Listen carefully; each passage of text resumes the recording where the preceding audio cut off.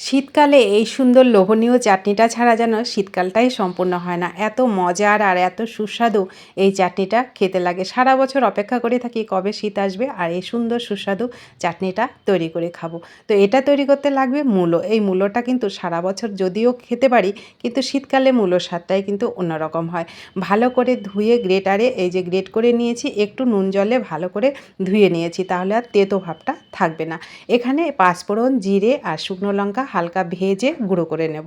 উনুনে কড়াই বসিয়ে 1 চামচ সর্ষের তেল দেব, তার মধ্যে পাঁচফোড়ন, শুকনো লঙ্কা ফোড়ন দিয়ে তার মধ্যে গ্রেট করা মূলোগুলোকে দিয়ে দেব।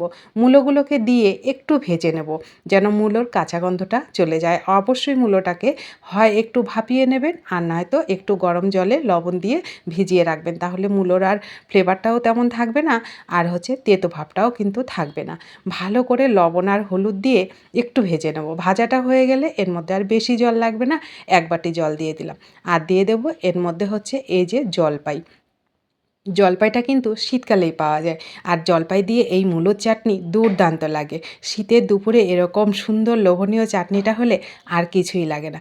ভালো করে ফুটিয়ে নেব জলপাইটাকে দিয়ে, তারপরে দিয়ে দেবো পরিমাণ মতো মিষ্টি। যতটা মিষ্টি খাবেন ততটাই দেবেন। দিয়ে তারপরে আরও কিছুক্ষণ সুন্দর করে ফুটিয়ে নেব। দেখুন কালারটা কত সুন্দর হয়ে গেছে। এইবার নামানোর আগে যে ভাজা মশলাটা তৈরি করেছিলাম সেটা গুঁড়ো করে এর উপরে দিয়ে দেবো। ব্যাস রেডি, দারুণ স্বাদের চাটনি। না খেয়ে থাকলে একবার অনুরোধ করব এইভাবে তৈরি করে খেয়ে দেখবেন, অনেক মজা লাগবে খেতে।